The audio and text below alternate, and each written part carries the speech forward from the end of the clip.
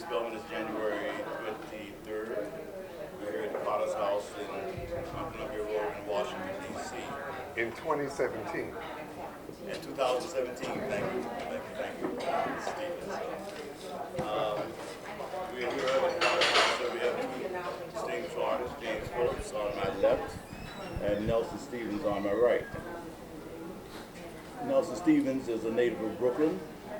He attended Ohio University, majored in fine art.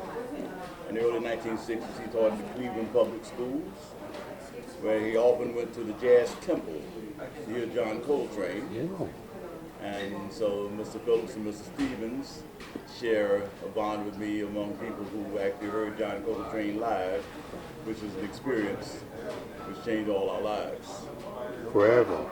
He taught at the University of Massachusetts, where he was befriended Max Roach, a great drummer, and Archie Shepp, a great saxophonist. And they were both on the faculty with him. He did covers for the LPs. He has been in exhibitions at the Boston Museum of Fine Arts, the Art Institute of Chicago, Cleveland Museum, Brooklyn Museum, and other museums and other distinguished visual arts centers.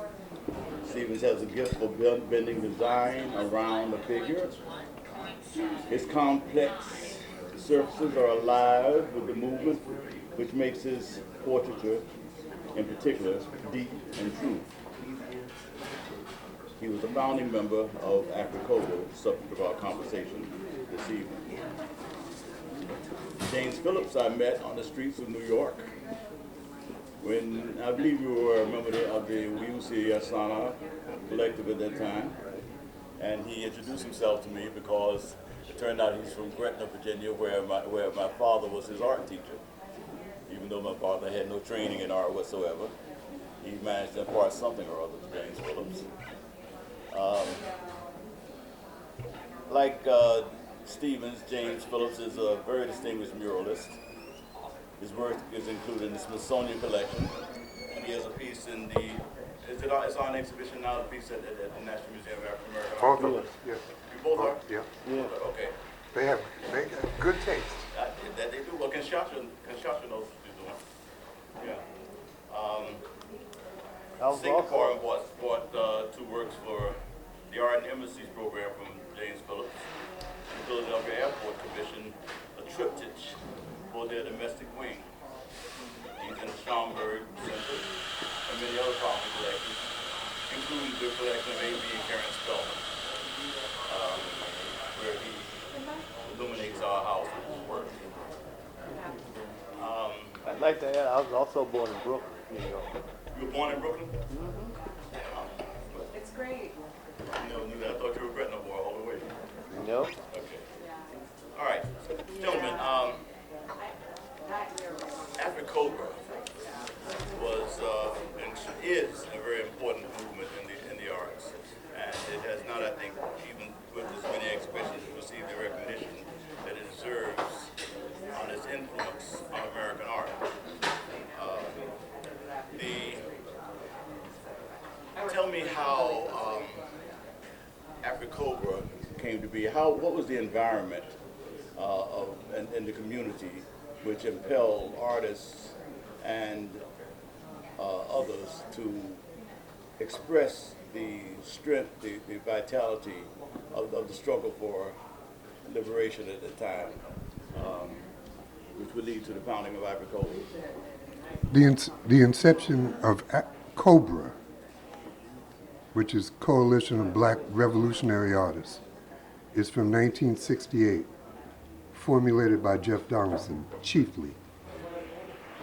But 2 years prior to that, and it makes this year an anniversary, was the Wall of Respect. And that's really where it starts. 43rd Langley Avenue, Chicago. I first ran into Jeff Donaldson at a College Art Association conference in 1969. And I showed him my slides.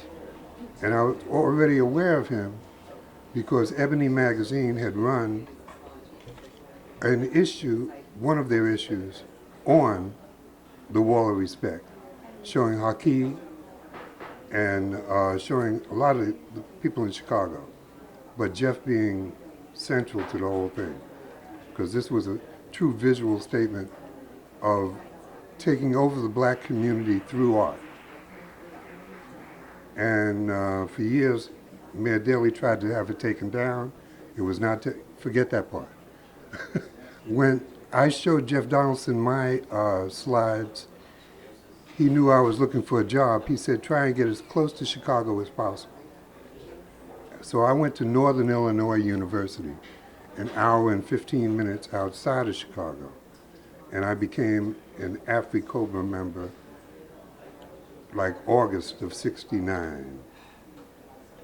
And when I went into the first meeting of COBRA, Coalition of Black Revolutionary Artists, there was Barbara Jones, outstanding printmaker, visually political scientist, par none. Jeff was the titular head, basically, but they were the philosophical basis of the they did the reading, basically. Wadsworth Jarrell, Jay Jarrell, Carolyn Lawrence, and Gerald Williams. Napoleon Henderson and I became the 7th and 8th member of AFRI-COBRA. COBRA, sorry. Because then soon we become AFRI-COBRA, AFRI-COBRA, Coalition of Black Relevant Artists. I didn't vote for relevant. It's hard for me to say. At any point, we went through that metamorphosis, but you got to start AFRI-COBRA to COBRA to the wall of respect to understand the foundation of the organization that exists now. And one more thing before I give it to James. I'm just on a run right now. Anytime I was going to go to an AFRI-COBRA meeting, very important, Sunday afternoon, no football, paintings. We all ate together, critiqued together. The critique was about, if you can improve it, speak. If you can't improve it, lay out. It worked very well. It's worked very well for me as a professional artist, dealing with the white boys all the time, because that's the last thing they think of. You know what I mean? And I resigned the University of Massachusetts Amherst in '03 as Professor Emeritus in the Art Department and in the African American Studies Department. But of all the organizations I belong to, COBRA has been my life, AFRI-COBRA. Despite the fact that my department had James Baldwin and Chinua Achebe. I like Jeff Donaldson. Jane? Well, I wasn't in Chicago when they first organized. I was actually in Philadelphia and New York. I actually became part of a group that was maybe a year or two older than AFRI-COBRA. And that was the Wayusi. They call themselves the Wayusi artists now. Wayusi Naomi Yasana, which means House of Black Art. They had their own gallery, and it was a co-op gallery. And so that meant that each member had to be responsible to keep the doors open. Shortly after I joined them, I became artist in residence at the Studio Museum when Ed Spriggs was the director. Because originally the Studio Museum, it was run very differently from the way it became, because they had two spaces. One space was this very large room that became the East Gallery, and then they had the West Gallery, which is a very small space. And the original idea was, I think they had, William T. Williams was supposed to be the artist in residence. the East Gallery was supposed to be his studio, and the exhibit space was the smallest space, the west wing. Spriggs came in, turned that around. He found some space upstairs for the artist in residence space. He turned what was William T. Williams' supposed to be his studio space into another gallery. So the whole downstairs area was one gallery, and the artists in residence were upstairs. So it's through that time that Afrocobra came to New York to do an exhibition. And At the Studio Museum. yeah, Steam Museum. And prior to that, I was having some serious problems. Seeing the people weren't relating to what I was doing. One of the reasons was since Larry Neal and Leroy Jones, Amir Baraka, they founded the Black Arts Movement. And it seemed to me, I thought it was more about the music. Now, when you look at the book that just came out on the Black Arts Movement, it seems to be a writer's movement, according to some people. SOS. So, when they laid out, I guess, the tenements of what black arts is supposed to be, black visual art was supposed to be about, apparently I missed that directive that the work should be people-orientated images. So I'm painting things that I see, that I feel in the music. And I was getting a lot of flack that it wasn't relevant. So when Afrocobra shows up and I saw what they were doing, I saw a place that I have a sense of belonging. And then after I met, first I met Napoleon, then I met Wadsworth and Jeff, and we just kind of seen the bondage, so that's how I became a part of the group. And eventually coming down here to D.C. Let me go a little earlier, if I may. The collective movement was rather widespread in the United States among African Americans at that time. I mean, everything from farmers to Co-ops everywhere. farmers to tenants. It was co-ops. Yeah. Chicago was particularly rich in cultural co-ops. African American Obasi, I think, was also. I think Obasi antedates Cobra, does it not? Yes, it does. Organization of Black Arts Collective. Yeah. Went to an Afrocobra meeting. I would go by the Wall of Respect before the meeting. You got to remember, I was 2 years late. And I would sit in front of the Wall of Respect, and I would say, let me take what they did off and let me put what I'm going to put up. So I replaced in my head everybody's, I'm pretty egotistical, everybody's composition. But the Wall of Respect was on 43rd and Langley Avenue. It was dedicated to Malcolm, Martin.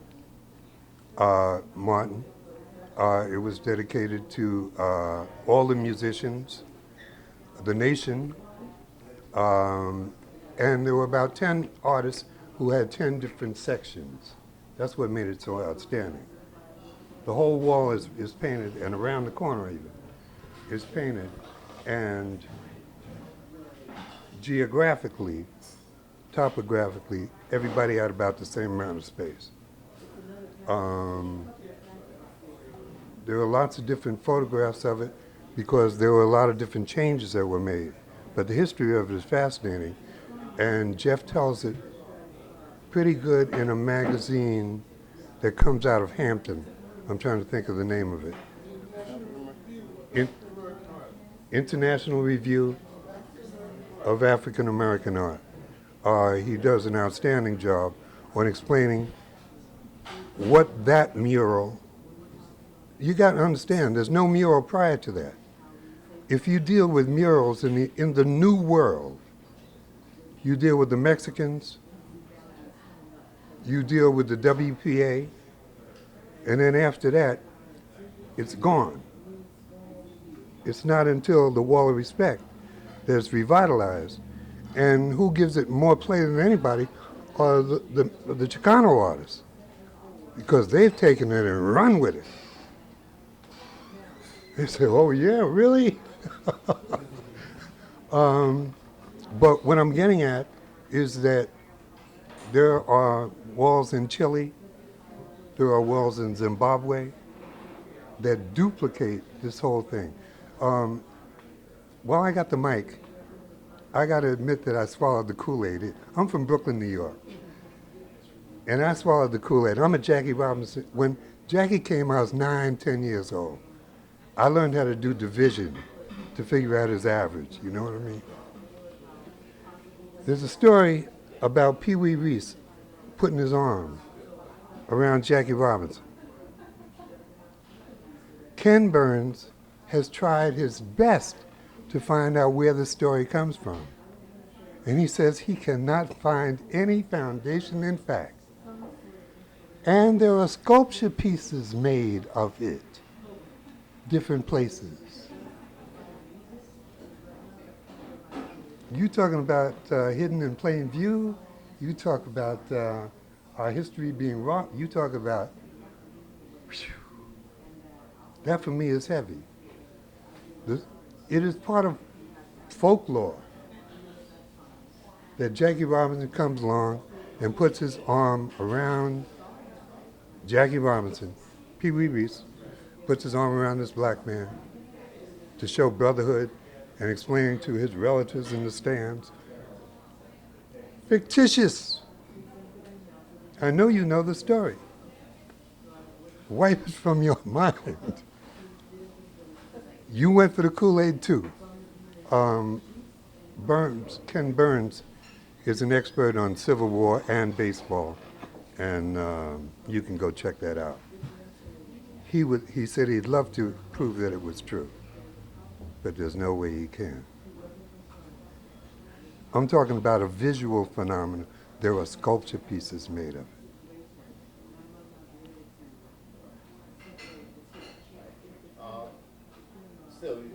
I don't know what the question was. The original question was to talk about the collectives, Obasi, we're talking about Africa, but also the AACM, and how that fit into the sense of self-empowerment. Because we all saw ourselves as different spokes on the same umbrella. We all saw ourselves as different spokes on the same umbrella. I talked to David Murray about it. He understands exactly what I'm talking about. We had Richard Muhal Evans used to come to our meetings, Africopa meetings in Chicago. That's how I know him. Founder of AACM. Yes, the visionary. We talking about the same person? Yeah. No, I mean, I'm saying, and I had a very eerie, I don't generally talk this much, but I had a very eerie walk over here because the last time I walked on these streets, I was with Skunda Bugazi, this man, Jeff Donaldson, and Larry Neal. A lot of power there. A lot of power. Each one of those names are books. I want you to know. Thank you very much. Well, I really can't talk about Obasi and all that because I wasn't there. See, I didn't join the group till 74. So I really don't know that much about their history in that respect. But I can tell you, I guess my experiences in New York. First of all, the way you see, again, they grew out of a larger organization called the 20th Century Creators. And when that group split up, one group that was in that organization went to Brooklyn, and they started a gallery out there. And then the way you see artists started what they were doing with the co-op in Harlem. And the co-op used to be on 132nd Street and off 7th Avenue. Across the street from that was Kamako's restaurant, Jewelry store, yeah. which that Kamako being Emir Baraka's. Sister. Oh, this is, well, when I got involved in it was like 68. Right. Yeah, I think Kamako's might have been there maybe a year or so longer than that. And she was still there when we had an exhibit in 70. Yeah. We had a student 'Cause museum, I yeah. got jewelry there. I remember that. Yeah, and then up the street was, of course, Basie's. But my involvement with the music actually goes back to Philadelphia.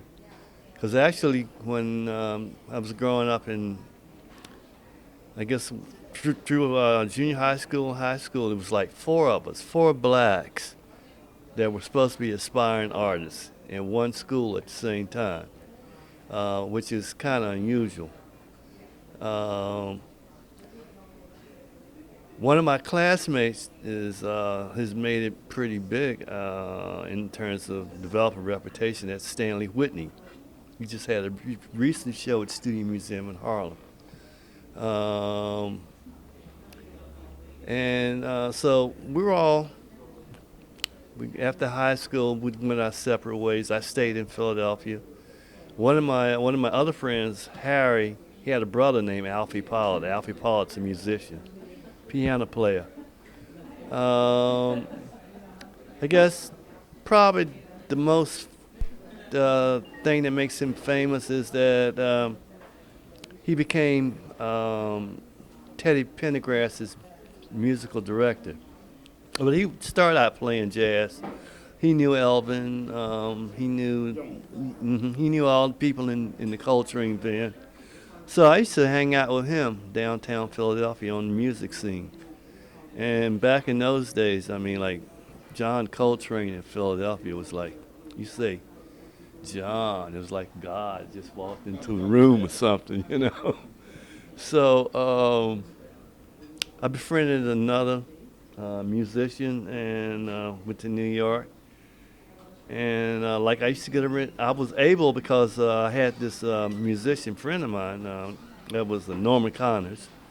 I could get in all the clubs just by hanging out with him. So that's how I got to know, got to see so much of Coltrane. Got to see people like Cecil Taylor. He also played with Sun Ra, so I got to meet all the members of the Sun Ra band. So I was just hanging out down on the Lower East Side, and it was kind of phenomenal because you walk out the house and there's Albert Islet walking down the street. You know, there's Don Pullen, and in fact, I didn't know it at the time, but one of the people that was on the scene the same time that I was Martin Perrier. He was hanging out there, and how I found that out, there was this sister from Philadelphia named Khadijah. She had a shop down the street from the 5 Spot. And yeah. And Andy Paget, a sculptor, he used to work in there, and he was telling me about how Martin used to come in there and watch him. Basically, he was trying to say Martin was still in his shit, but Andy would say that about anybody.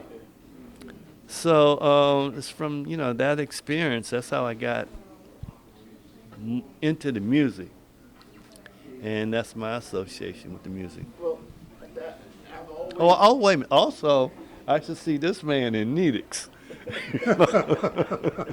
Nedick's is a coffee shop, and they had one cross on West 4th Street and 6th Avenue. Right. Yeah, I had to see him in there. I've always envied painters. I'm a poet. I cannot write a word. John Coltrane is in the room.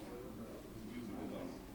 I've always envied painters because you guys could always get in, turn way up, and get into the work. actually manifest itself in the world? Well, before he goes into that, I had an experience like my again going back to my friend Alfie Powell, his brother Harry. He went to New York and he studied at the Art Students League, and he would go down to half note, and he would bring back all these drawings that he did a Coltrane playing and Elvin, and so when I hit New York, that was the first thing I wanted to do was to go to the club, sit down, and draw pictures of John Coltrane playing.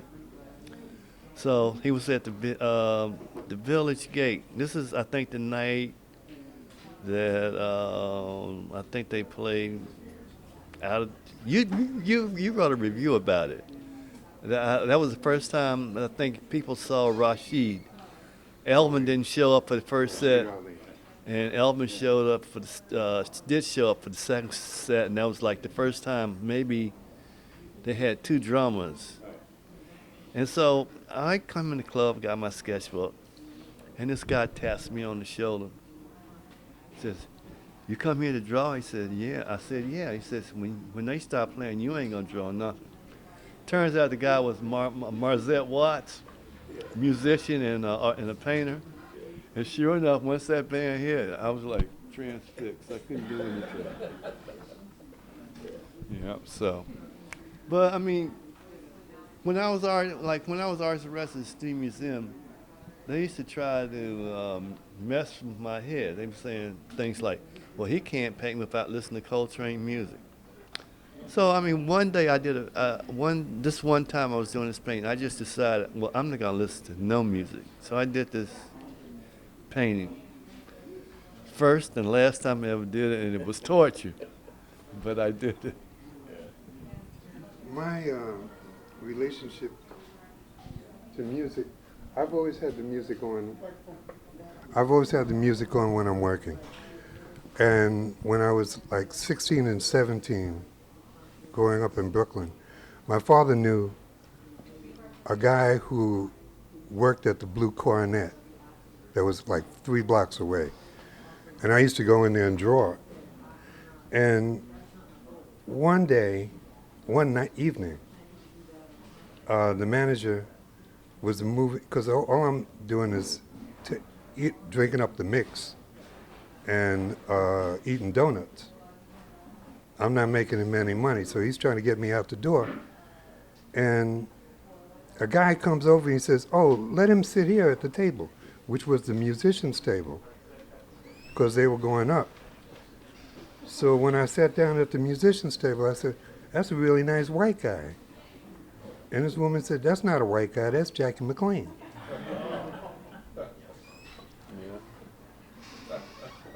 I've told Jackie that story. I've told Dolly the story. They have laughed about it in the past. But music has always been part of what I do. When I was in junior college, I figured out if I put a painting on the wall, I could eat there free. So I had about 5 different places, all that played music. In Utica, New York, I was adopted by a family of beatniks. They read Ferlinghetti, they read Ginsberg, they read Ted Jones as well as Leroy, and they got me interested in this whole alternative kind of thing. And through them, I ran into musicians because he played bongos, congas. My major was advertising. So soon what was happening was on Sunday, I was going around getting a bar that would let us play music. I had the door, he had the bar. And I got through junior college doing that. 5 musicians, paying scale. And I'm one of the few artists that know who James C. Petrillo is. He's the Musicians Union president back in the day. And he made sure everything was on the up and up. When I painted murals, I always kept the boom box going. And after a while, what was interesting is people would bring back, they would bring, if you're out on the street doing a mural, which I did about 6 of, mostly in Boston and Springfield, Massachusetts, because I got students to do it, and it was one of the best programs in the country in terms of putting together murals.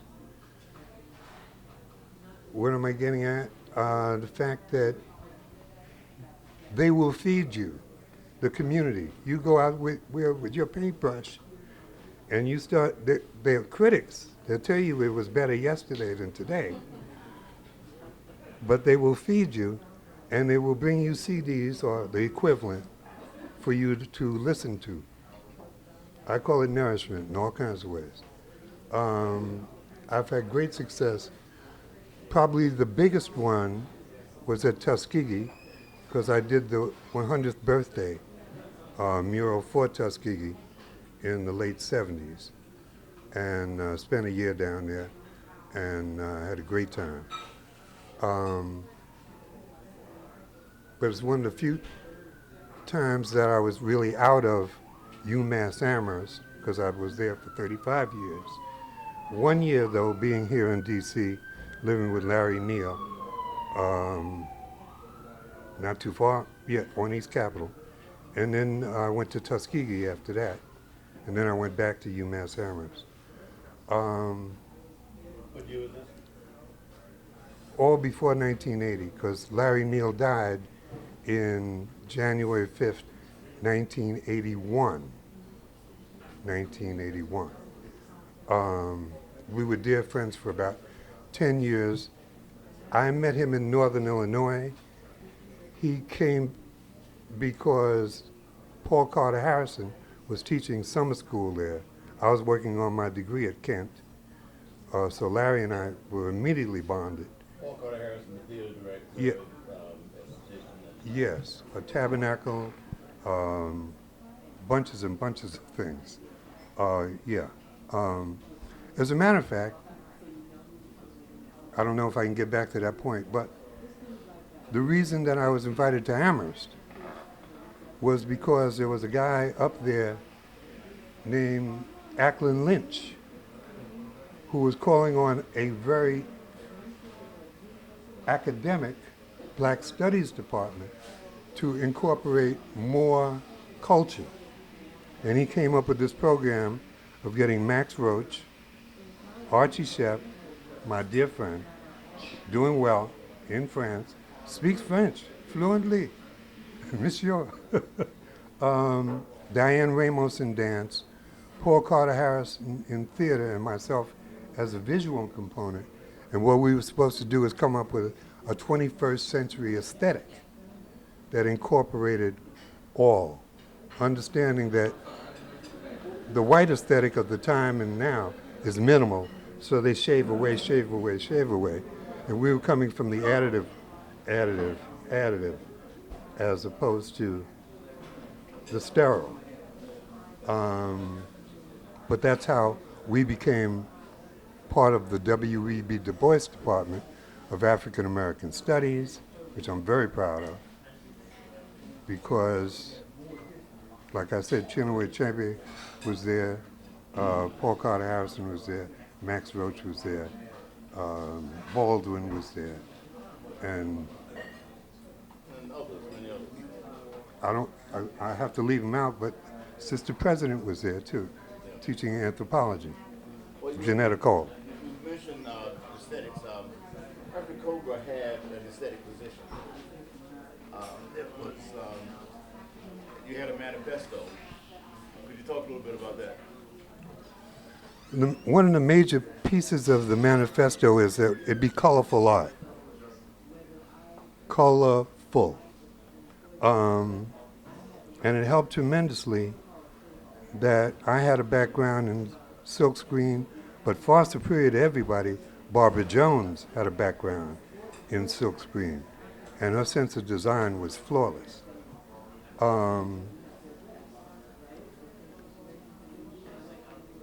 Part of Okay, when we had an exhibit at the Studio Museum, our major exhibit, we asked people to have a ballad.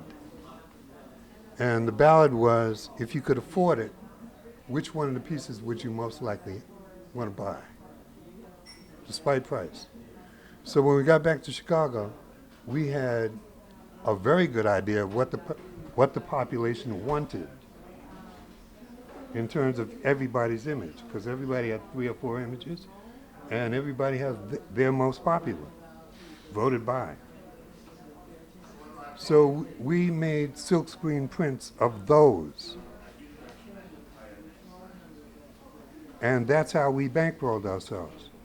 Jeff was not about to hand out, National Endowment for the Arts program. He wasn't about to sign up for that. So, but that's how we funded ourselves,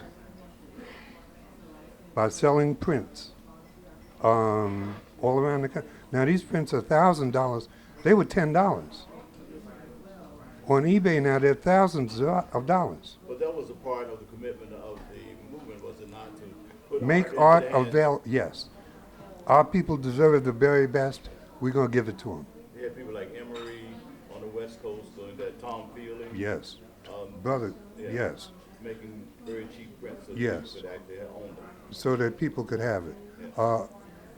On that list, John Clark too, from Trinidad. Leroy Clark. He did some great black and white work.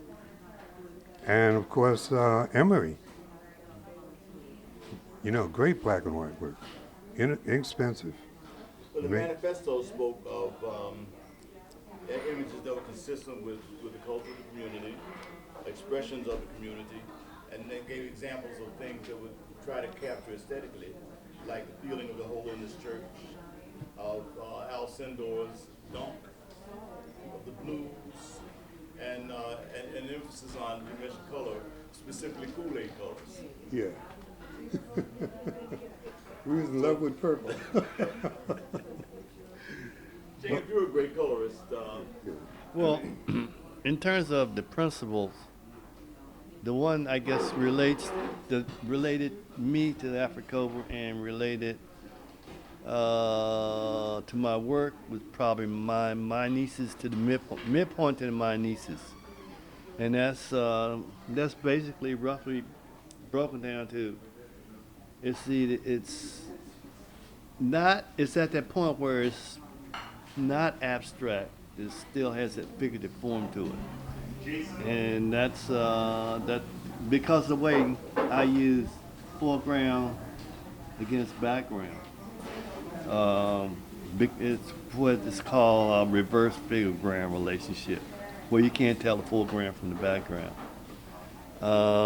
Then the colors, I had developed my own color sensibility, and it just happened to fit in with what Africover was doing. I wasn't calling it Kool-Aid colors, but I like working a lot with tints as opposed to shades or tones in my paintings.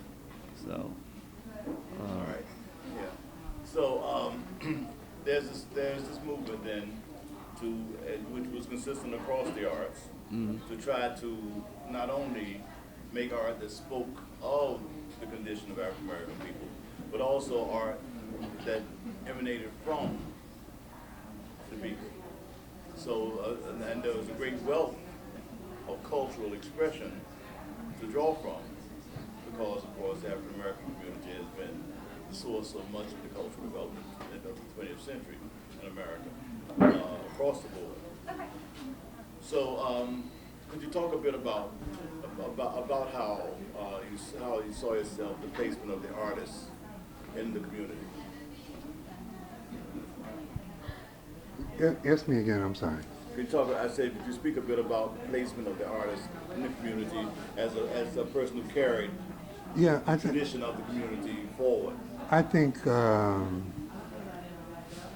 that's why going over this relatively long life I've had, many of my inspirations have been at, in the music and musicians.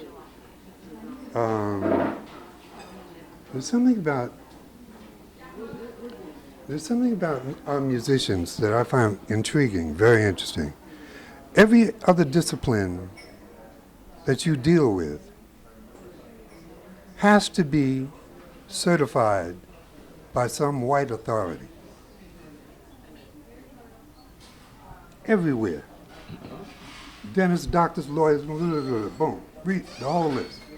Not our musicians. Our musicians seek praise from each other. That's why I got real problems with that thing that they put out on Miles Davis. That's awful. Who is this guy that's going to tell Miles Davis who his music is about? Please. Anyway, my point is that there is a strength there that we kind of overlook. But, and they do too, because they take it for granted. The rest of us don't take it for granted. I got degrees on top of degrees. You know, I'm stamped and certified. None of them. Except by each other. And I think that's a key. I'm not sure what's the key to. Like Sunrise used to say, you're on the right road, going in the wrong direction. You know what I mean? But I find it fascinating that that's the only, and that's the area we know the most about. We are steeped in our culture. Well, We can tell Peterson from, anybody. We can, we know it. Thank you. You know what? Well, it's interesting that he brought up Sun Ra because Sun Ra had this thing where he says, if you're not reality, then whose myth are you? So I think the artist's role is to define our image and ourself, as opposed to the image that maybe Hollywood and D.W. Griffith made about us. All the different stereotype casting of what black men and black women are supposed to be. It's the visual artist's job then and now to come out and make a definitive statement about who we are and what we should be about. I'd like an addendum on, on my point that I was making. That's what Africopa does. We look out and we say, who's out there that's bad? And we know what we mean, and we recruit them. We are not recruiting our peers. We're recruiting those 40-year-olds that are cutting edge. And Bailey, what's Bailey's first name? Radcliffe. Radcliffe Bailey has just become a member. I'm not going to say anything about a woman that might become a member. Why not? Okay, you could say that. You're here. Okay. But You say anything. She's here. she's here. She's with her. Yeah. Okay. My point is, my point is that we're doing the same thing that the musicians are doing by selecting those people we want to play with. And we've been very successful because if you go to what I call our museum in D.C., Africopa is well represented. And on one side is Radcliffe's work, on the other side is Renee's work, who are the two people that would, Renee who? Stout, I'm sorry, Renee Stout. Thank you. Two wonderful cutting edge in the tradition.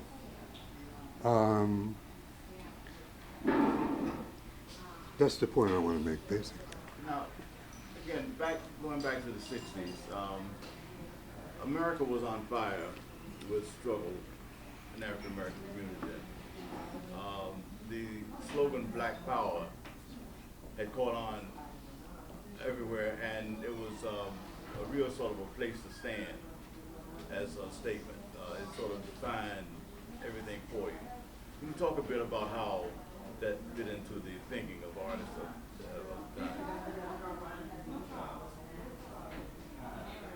the time? Well, You're the elder.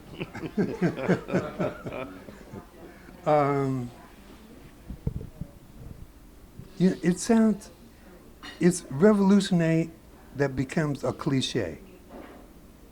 You say black power or black is beautiful. Interesting thing. I'm having a conversation with a woman that I've known for about 50 years. And we talk like once every month or whatever. And the subject is Nina Simone. And I'm explaining to her, you ought to go see the documentary, forget about the movie. And she says, I saw the documentary, an interesting thing. When I used to see her, she didn't appear attractive at all to me. And now she does. I said, what are you saying? The image hasn't changed. She says, no, exactly. I've changed. 50 years ago, this woman's perception of Nina Simone was one of being unattractive. Now, it's not because she is Nina Simone that she becomes attractive. You know what I'm saying? It's not personality. It's not celebrity. It's out of a change of attitude about what beauty is about. So you talk about, black is beautiful. Huh? I'm putting this in conversation, giving it a lot of weight. Because I'm talking to a woman that's 75 years old, who's made up her mind that, God damn, I have changed.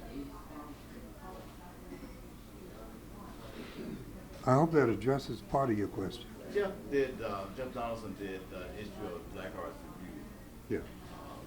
Based on the black aesthetic of the period. My particular essay in there talked about afros. Well, that's what I remember as being the heart of it. Black women with huge afros, and that was to me the statement of beauty. Well, yeah, not only... And so this was all inspired, of course, by the will of people to change their lives, to define not only their material condition, but also their aesthetic position in it. So again, I mean, I think that it's worth it to talk about how this hooks up with the struggle that was going on, because as much as possible, it seems the artists were trying to integrate themselves into that. Well, I would say the Afro, the music, The playing off of the 12-tone scale and all that, the colors we were using, all that is part of seeking identity, and also it's a statement about the oppression that we were dealing with at the time. And so maybe you're not a painter, so you have big afro. You're not a musician. Maybe you wear big earrings. I mean, it's the same thing. It's just being manifested in a different venue or avenue. So there was a will not to wait for the certification, as you were speaking of the establishment, but to take control of your lives, control of your careers, and control of the placement of that in the world. Well, a good point, good case in point in that was with the way you see artists. They took it upon themselves that they're all, except for maybe one member, self-taught artists. They took it upon themselves to name themselves the Way You See Academy. We, us, I. And that A lot of people in the arts community and a lot of people in the black arts community like kind of like frowned at them because they weren't, they were like taking on these doctrines. But they will, I mean, I still do respect them for doing that. They did take it on and made themselves validated themselves. Just like African American art has to be validated by black people. It's not validated by the Whitney Museum or the Hirshhorn. It's got to be validated by us as the people. On that point, anyone who's doing any research on the Black Arts Movement has to give special attention to Jeff Donaldson. For the Wall of Respect, prior to that, to the cultural organization, but then the Wall of Respect, then Cobra, Afri-Cobra, Confaba, 1970. That was great. You were there. Yeah. Great importance. It united artists from all across the country, and gave me. See, I'm at a university trying to teach a course called Black Art, and the art history department is saying, "Where's your documentation? What are you talking about?" Well, I came back from that conference with packets of information and said, "Here, you sort it out, but it's here." That's one of the things that Jeff did.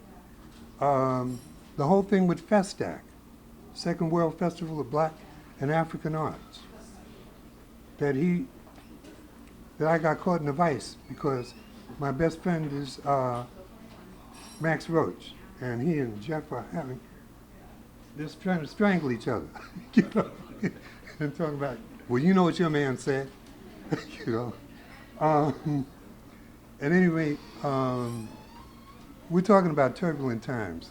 We're talking about times with very complicated handshakes. We're talking about wide pants. We're talking about big afros, if you could draw, large earrings.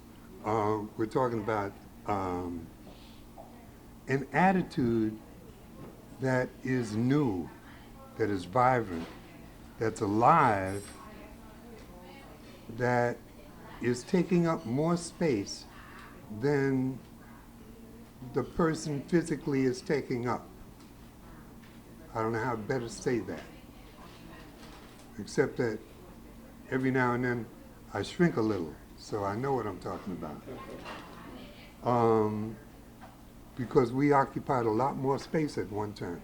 That's why I'm wearing this pin. I'm supporting all the youngsters. And I think there is no generation gap no longer, because everyone has seen fascism creeping. When Harry Belafonte greets the crowd at Riverside with "Welcome to the Fourth Right,"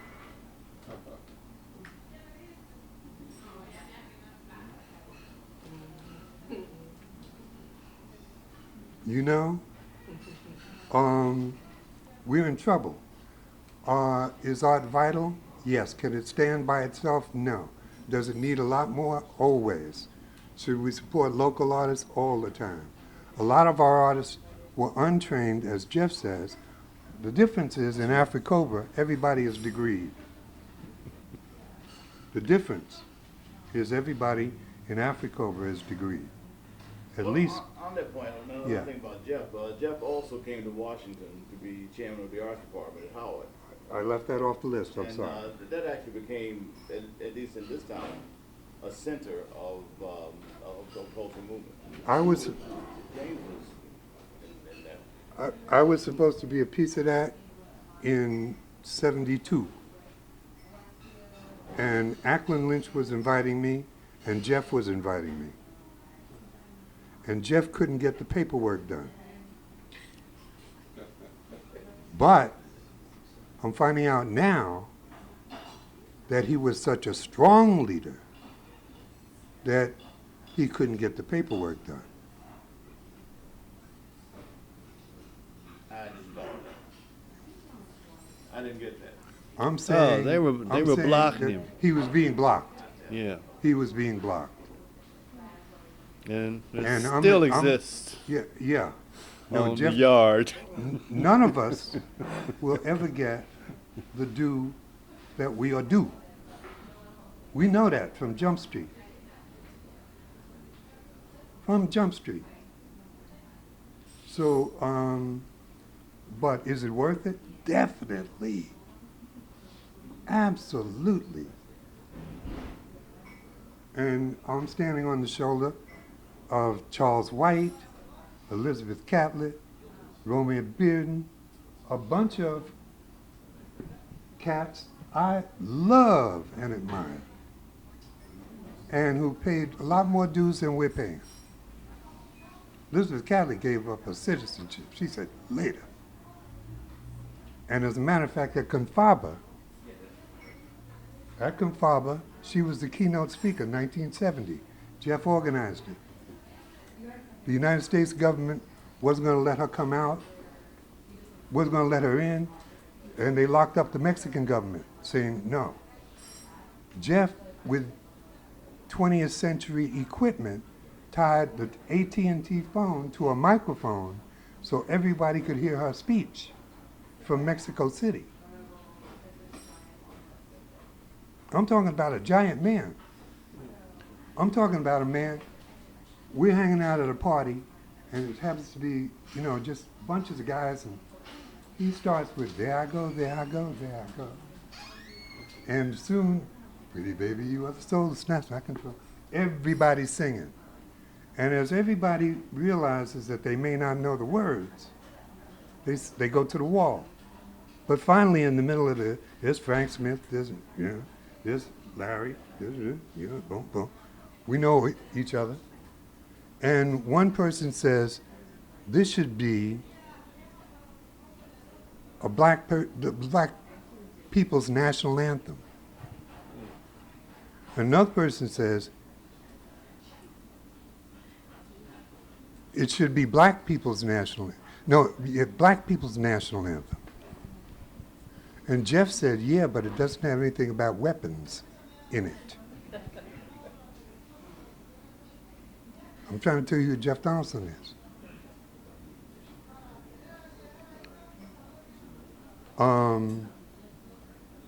Brilliance, absolute brilliance. And I've been very fortunate to have him and Larry Neal and Max Roach as big brothers. Ackland Lynch, too. Another powerful person here in Washington, D.C. James, could you talk a bit about the Howard University Art Department under Jeff? Well, Jeff brought me in. That was the Renaissance. He also brought in Skunda Bagazin before me, and basically he made one of the strongest art departments we've had. Valerie Maynard. With Valerie Maynard, he brought in Ed Spriggs. He brought in this guy from the Sudan. I can't think of his name right now off the top of my head because I'm having one of those moments. No, I can't think of his name. But he really brought a very strong nucleus of, say, Pan-African aesthetic to the campus, and it's still there ever since. And we're still working on it. Jeff came to Atlanta in about 1967, and he came by our house, and we had a sculpture that Skunda had made, which was a bird planted inside a school. Yeah. And Jeff said, "What is that?" And I told him, "Well, it's a piece done by an Ethiopian artist named Skunda." And Jeff said, "Where can I meet him?" And I remember we introduced him to Jeff, and I was very proud that we brought those two together. You should be. Yeah, Good. Skunda was. There was another thing about the ease of communication between African American artists of the time and African artists. So, is there anything you guys like to comment on that? Well, I think in the mainstream of everything, I think a lot of it has to do with what Olatunji did, because he he was an exponent of African culture, as far as introduced Alatunji. Michael Okay, Yeah, he reintroduced African culture to a lot of African Americans, and that sort of like set the pace. And then then along comes people like Makiva and Hugh Masekela, and from my own experience, I remember Ballet Africain coming to Philadelphia, and that was real big. And there's really no difference between the cultures except one lives on one side of the Atlantic, the other lives on the other side of the Atlantic, and we still deal with the same predicament. And so it's very easy for us to dialogue. Willie Coast Steele, Yeah. Yeah. now the poet laureate of South Right. But what I found fascinating is that you would think, because we're products basically of West Africa, that we would have more in common. But it seems culturally it's South Africa because of similarity in racism and this whole thing. So Hugh Masekela is an institution in terms of the Black Arts Movement, because when he starts talking about that train movement, we know exactly what he's talking about. But that's when I went to Festac. There was a guy that came up to me, and he started showing me some photographs and showed me some cloth, and he told me his name was Adja Cowens, and he said, "Do you know James Phillips?" And I said, "Yeah, I know James Phillips." He said, "Oh, we're tight." It was great. So we and Adja was on the trip, and we've been inseparable kind of ever since. Point I'm making is that when I was at Festac, I had a chance to hang with Fela and the musicians with him for about 3 or 4 days. But I hung with a visual artist named Malinga Taina, who's from Mozambique. Yeah. And we did drawings for each other for about a day and a half. And then I had to go to the International Secretariat building. Now we're getting along like brothers, we tight. And it turns out that there's a guy named Sanders who works for the USIS who wants to see me about some papers and stuff. And as soon as we got in front of this guy, Malinga Taina started speaking French. He didn't want to be associated with anybody from the United States for the USIS. So he spoke, he disappeared into the crowd and said, see you later. But what I'm getting at is that artists have faced all kinds of crises.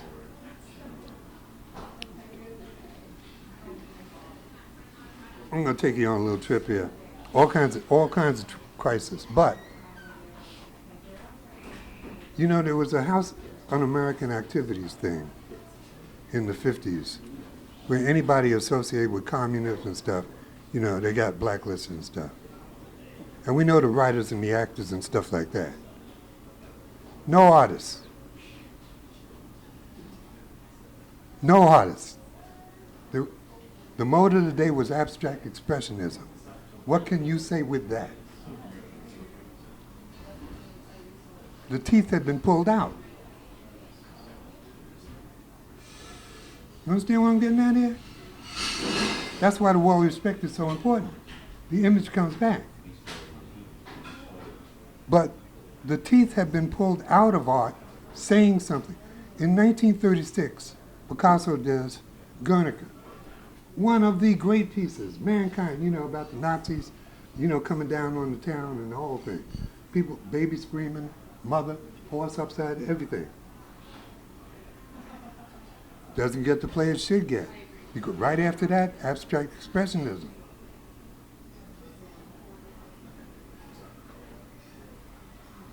The House Un-American Activities didn't indict any abstract expressionists. Come on. I'm saying the teeth have been pulled out of art. I'm saying that Jeff and a bunch of other people had a lot to do with putting the art with teeth back in the scene.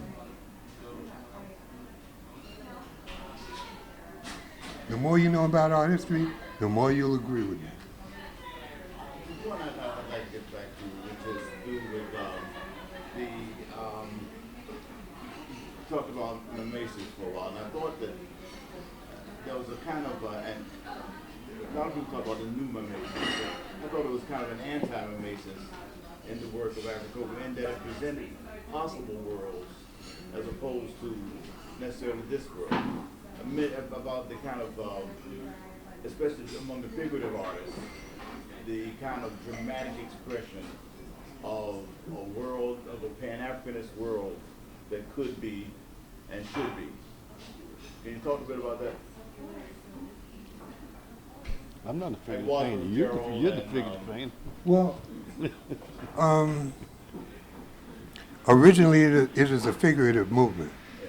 Everything on the wall of respect is a figure of something.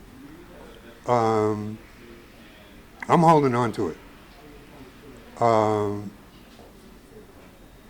I love giving. Those of you who have cameras and stuff like that and haven't seen my work, or even if you have, you ought to go through Nelson Stevens right now. Because there's about 10, I'm still in the 20th century. I don't know how it gets there. But there are about 10 different images that people can pop up on just by putting my name in. I think I'm a Luddite. I think I'm over there.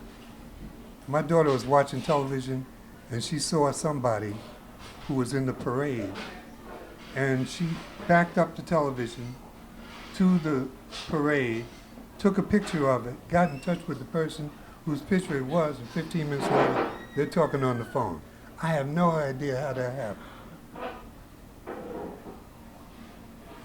You do. Or a piece of it, you know what I'm saying? But I'm thinking that images are more important now than they ever have been. And we're in the business not only of drawing from our people, but giving the very best we can in something visual to excite, to stimulate, to liberate them from their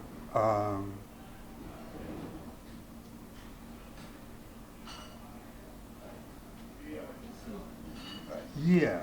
But Jeff's images, for example, were generally not just archetypes, but ideals. Yes. Yeah.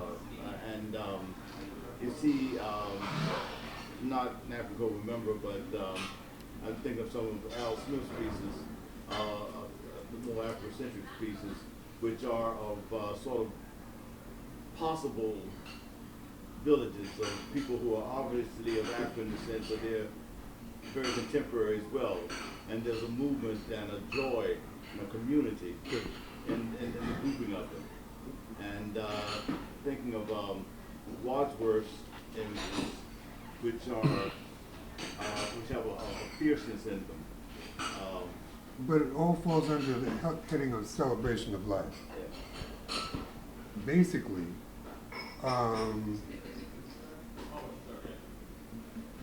we're all into that celebration of life through vibration, through physical, whatever it is. Now, that's not a big slice of the art movement, and certainly not celebrating black folks' lives. So that's part of this whole phenomena too. That's why I'm particularly proud of the museum again, of the Smithsonian National Museum of History and Culture, African American History and Culture, because they seem to have gotten it right in terms of what the movements are about, and that doesn't happen often. So, I have to take my hats off to them for that. James? Well, when you look at Jeff's work, it does have that heroic type element to it, but then there are certain pieces of his work, there is like a sense of postmodernism. Like this one particular painting of these Egyptian warriors. They're running into battle, but they have sneakers on instead of sandals. So, I mean, he did do certain kind of things that would push you forward and bring you back at the same time. And he had a certain way of playing with certain dynamics that, it just kind of caught your eye, and you just had to look at it. And that's the key. That's the hook of an artist in the first place, to get somebody to look and examine, try to figure out exactly what is this particular person trying to say. Or what am I looking at and how do I relate to it? Because that in a certain sense is the viewer participating in what the artist is doing. And that's as equal as important, because that goes back to, I guess we're talking about a complete art form where you have music, dance, the visual, all that. And that's one of the things Sun Ra had going. We had that all those elements working at the same time. And you can see that like in Tibet, in the Buddhist, the Atrasense Buddhism they practice, where they bring the music and all of the vocal and the visual. It's all one thing.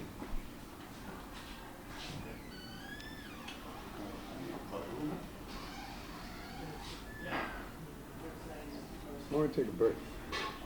No, you can't take a break. Can't take a break? No.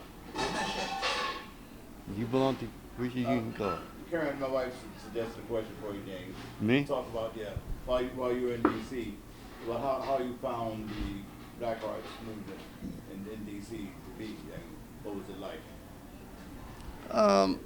It was pretty much the same as it was in New York or in Philadelphia too. I mean, you had the same artists that had the same interest, and they were working in the same direction, because, I mean, this thing, Black Arts Movement, was a thing that happened all across the country. And that's one of the things, like these younger artists, that are kind of like rebelled against, because they felt it was too uniform. But there's strength in numbers. So I don't think there is any difference. It's just, I mean, in my case, it was a little different, because everywhere I've gone, I've had to reestablish myself because of my work, the way my work is. But once people get to see exactly what I'm doing, they get a sense of me being a part of it. Who were some of the people in Washington that you recall being actively involved in the Black Arts Movement, either poets or Oh, well, writers? there's Skunda Bagazin is a painter. There's can't think of his name. Neil? Yes. Gaston Neal, for sure. Institution? Yeah. Then there was Theater of the East from Cleveland. They were here. Oscar Brown Jr., Topper Carew, a lot of people. My mind's getting foggy because I'm getting old. I'm not as old as this guy is, but I'm E.J. Montgomery. Well, actually, she came later. Keely Ron Anderson. Hockey. There was a lot of people up at Howard. I mean, that were here at the time. And a lot of people that was involved in the Black Arts Movement came out of Howard. People like Mark Fisher and William White, Marion Brown, and well, you came out in Baraka. You know, so I mean, like Howard has been like a big influence. A hot house. Stokely, you know, Mary Lovelace O'Neill, you know. So these names just start coming back to me when it's talk. So you guys have any summary statements to make?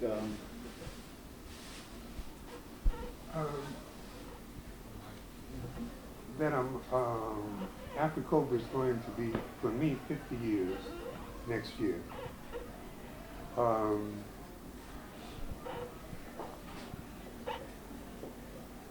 I've been a student and a teacher in the organization, and a lifelong member. I think a word to other younger artists, don't isolate yourself. Try and meet other people traveling in the same direction. And you have a much better chance of doing that than we have, because we started as a very small nucleus. They've got a world to choose. Their 10 favorite, whatever it is. And I would pursue that.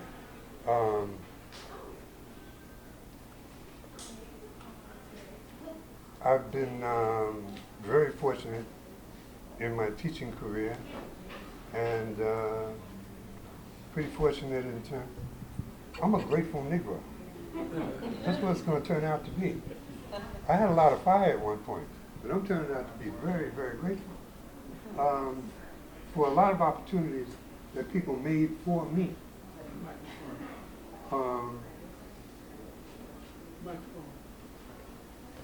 Right, some of my best stuff gone.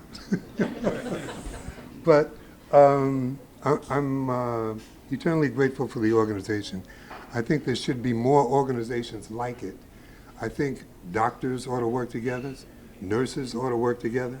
I think all across the board there should be people joining together. People say, well, an artist group 50 years. We are the least likely people to be together. So what's your problem? You know what I mean? So I would advise it for anyone. Thank you very much. It's been a pleasure. You mentioned teaching. It's something I should have gotten to earlier. Teaching is an important element of Africa, as it is for AACM. Yeah. You know, the development of Yeah. and the continuation of the line. I've been interviewed here lately, and it turns out my career is a straight line that I didn't know existed.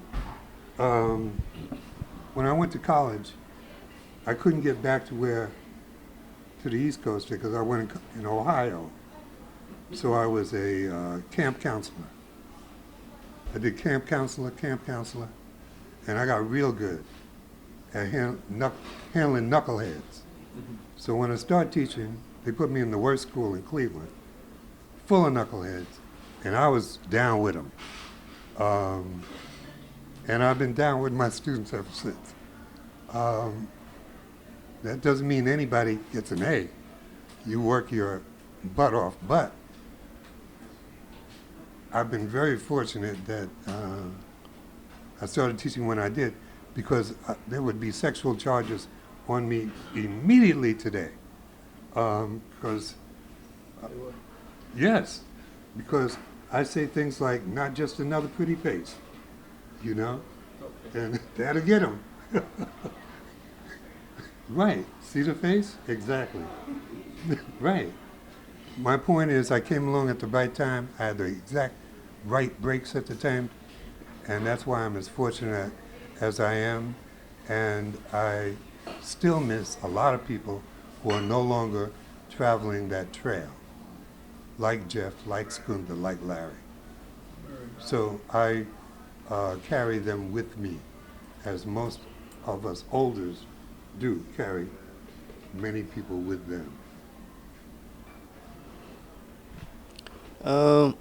Well, I'm gonna promote my show. It's my summary. If you want to see, it's supposed to was supposed to be a retrospective, but it's not really a retrospective because there's certain key pieces I just wasn't able to get for the exhibition. But it's going to be at the University of Maryland at the Marriott Center. It's open now. It's open the 15th and it's up till April 16th. And the reception, and it'll be a panel discussion, is on the 4th of February. I think that's a Saturday from 3 to 5. And the panel will consist of Michael Harris, MD, Dr. Michael Harris, and Professor Melanie Harvey, right here.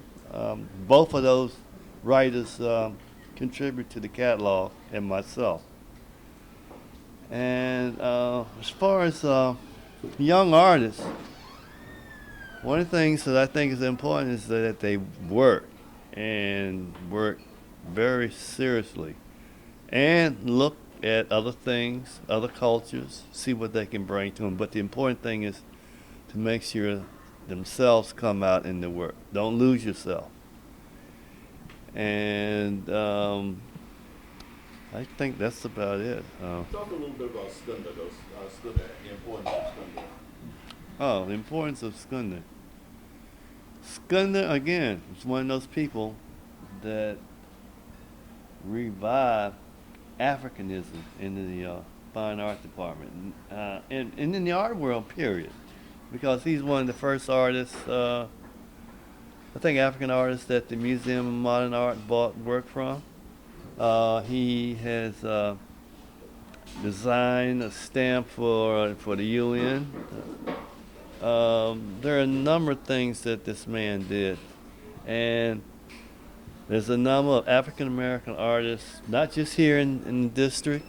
There are African American artists in New York and Philadelphia. Ethiopian artist. Ethiopian and African American artists that are influenced by him. And shortly around the time he died, they had a big Ethiopian exhibition at the Museum of African Art. And in fact, that was the day that he died, the day of the opening.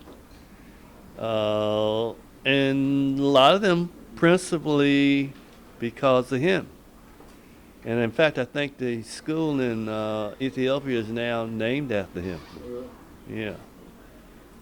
And we still have students that come through the department that know about him, know of his work and his legacy.